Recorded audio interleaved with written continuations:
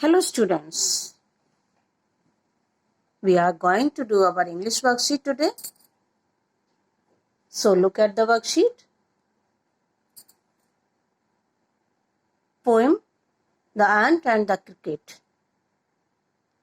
अपनी पिछली वर्कशीट में भी हमने ये पोएम पढ़ी थी, कुछ स्टैंजास वहाँ किए थे, 2 स्टैंजा पढ़े थे उसमें, और 3rd, 4th and 5th stanza आज की वर्कशीट में हम देखेंगे.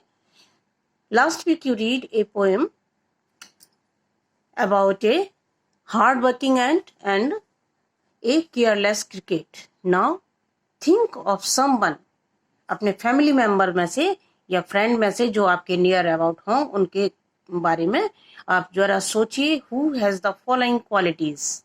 जब हम किसी की क्वालिटी या किसी के कैरेक्टर को डिस्कस करते हैं तो हम देखते हैं कि कोई तो बहुत एनर्जेटिक होता है, कोई बहुत हार्ड वर्किंग होता है, कोई पंक्चुअल होता है.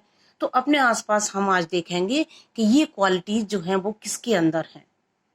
राइट हिज और her name in the blank and your relationship with him और हर इन द ब्रैकेट.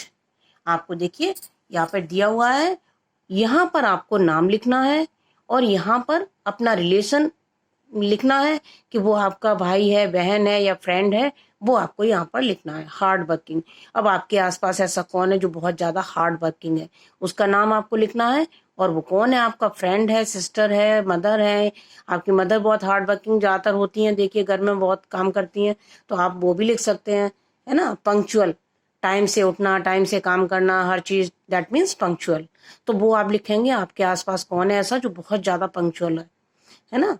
तो वो उनका नाम लिखेंगे यहाँ पे, और उनके साथ आपका रिलेशन क्या है, वो आपके ब्रदर हैं या सिस्टर हैं या फादर हैं. आप किसको आप लगता है कि आप वो जो है बहुत ज्यादा पंक्चुअल है. एनर्जेटिक. एनर्जेटिक का मतलब होता है जो हमेशा, जिसको कभी थकान महसूस ना हो. हमेशा कुछ लोग होते हैं ना, कितना भी काम कर ले और उनको और काम दिया जाता है तो वो फटाफट उसके लिए तैयार हो जाते हैं कि नहीं नहीं बस मैं तो अभी बस यूं काम कर दूंगा, ये है ना.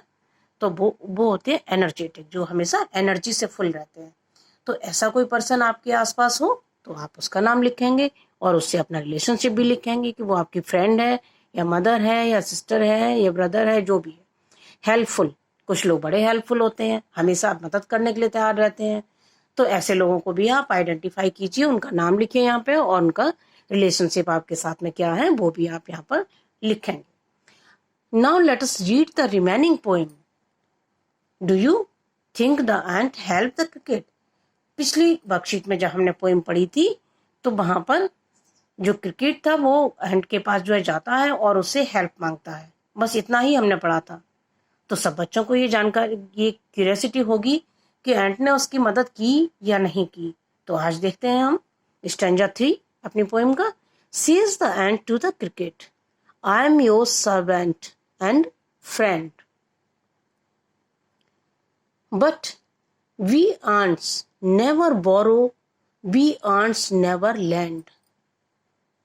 हाँ, चींटी ने देखिए क्या कहा, एंट ने क्या कहा कि मैं आपकी सर्वेंट हूं, फ्रेंड भी हूं, लेकिन हमारे यहाँ, हमारी प्रजाति में, हम चींटी लोग जो होते हैं, हम कभी न उधार किसी को देते हैं और न किसी से लेते हैं. बड़े सेल्फ डिपेंड होते हैं ये लोग अपने लिए. तभी तो उसने देखो ना, विंटर आने से पहले उसने अपने सारा सामान अपना इकट्ठा कर लिया, अपना घर भी बना लिया कि हमें किसी से मदद की जरूरत ना पड़े. But tell me dear cricket, did you lay nothing by when the weather was warm. उसने कहा कि जब गर्मियां थी तब तुमने क्या किया, मुझे ये तो बताओ जरा. Caught the cricket, not I. अगला स्टेंजा देखिए. My heart was so light. अब देखिए क्रिकेट उसको क्या जवाब देता है. My heart was so light that I sang day and night.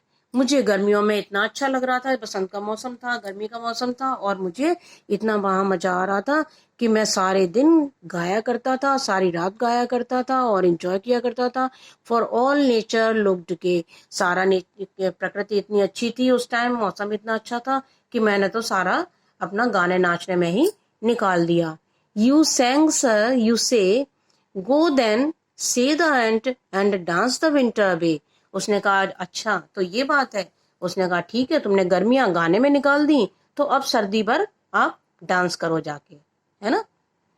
Stanza 5, अगला stanza, thus ending he hastily lifted the wicket and out of the door turned the poor little cricket. Fox called this a fable, I will warrant it true. Some crickets have 4 legs and some have 2. हाँ, उसने बिल्कुल साफ मना कर दिया मदद करने से। उसने कहा कि जब तुम गर्मियों में मौसम का आनंद लेते रहे, गाते रहे, तो ठीक है, अब सर्दियां हैं, अब डांस कर लो जाके। मैं तो तुम्हारी मदद नहीं कर रही, क्योंकि हम तो जो चीटी हम लोग होते हैं, हमारे यहाँ ना उधार दिया जाता है और ना उधार लिया जाता है। दस एंडिंग, इस तरह से क्या किया उसने, क्रिकेट को बाहर निकालकर अपना दरवाजा बंद कर लिया। ये कहानी कही जाती है, folks call this a fable, I will warrant it true. Some crickets have 4 legs, कुछ क्रिकेट्स की 4 लेग्स होती हैं और कुछ की 2 लेग्स होती हैं। तो ये थी आपकी पोएम। अब देखते हैं आगे questions. Who said the following lines in the poem and the cricket? Write your answer in the blank below each bubble. आपको 3 bubbles दिखाई दे रहे हैं और इनमें कुछ लिखा हुआ है। My heart was so light that I sang day and night. मेरा हृदय इतना लाइट था कि मैं सारी रात नाचता और सारा दिन और सारी रात गाता रहा। ये कौन कहता है? क्रिकेट। तो यहाँ पर आप लिखेंगे cricket. Did you lay nothing by when the weather was warm? ये किसने कहा? ये एंट ने कहा था। Go then and dance the winter away.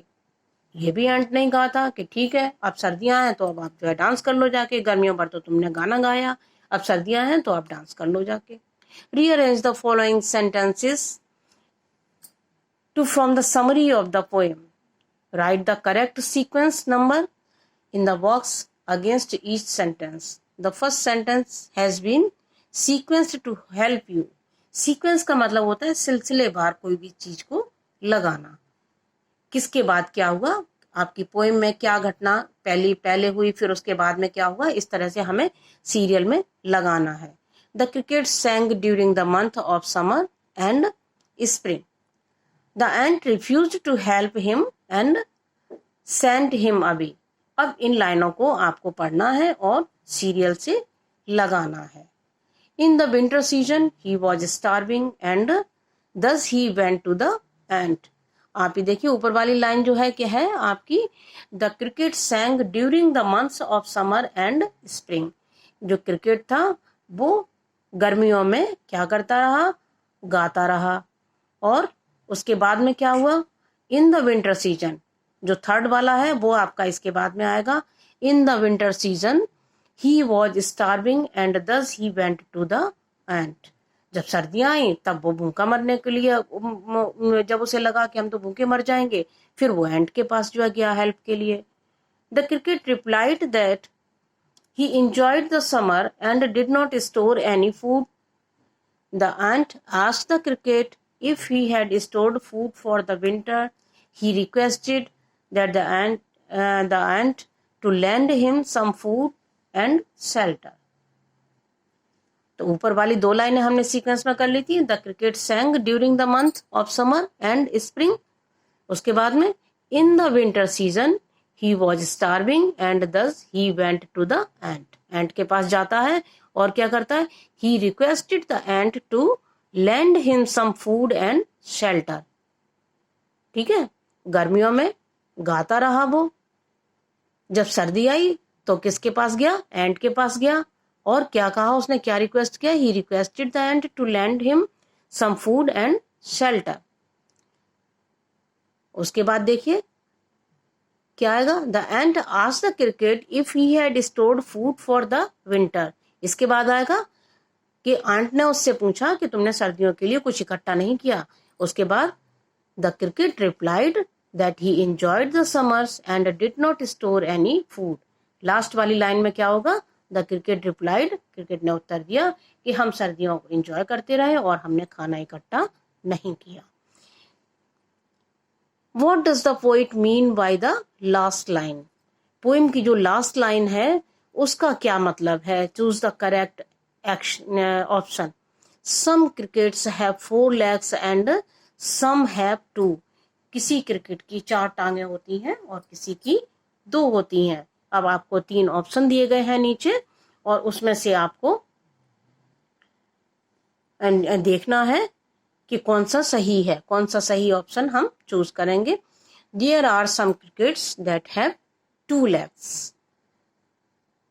Insects like cricket have 4 legs. Some people are like the cricket.